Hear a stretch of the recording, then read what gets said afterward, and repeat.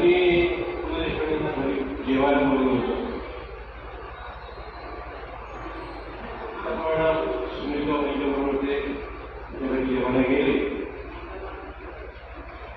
गेला पहिल्यांदा त्यांनी सूप दिलं, मक्याचं सूप. त्याच्याबरोबर स्टार्टर म्हणून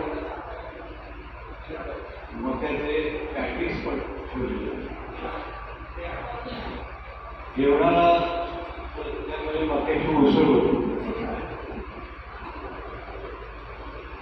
आणि मग यजमानांनी विचारलं, पुन्हा तुम्हाला जेवण कसं वाटलं?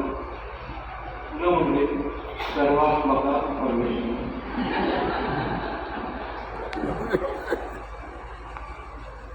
लक्ष्मणराव किर्लोस्कर यांच्याबद्दल एक आता मला वाटतं हा पुन्हा तयार केलेला असावा.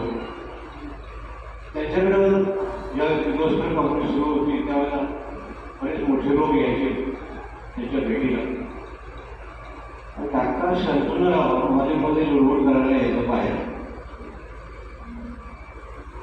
तर लक्ष्मण हे काय पसंत नव्हतं, कारण महत्वाची काही चर्चा चालू होती तेव्हा शंतनू गोल लावल्याशिवाय बाहेर यायचं नाही.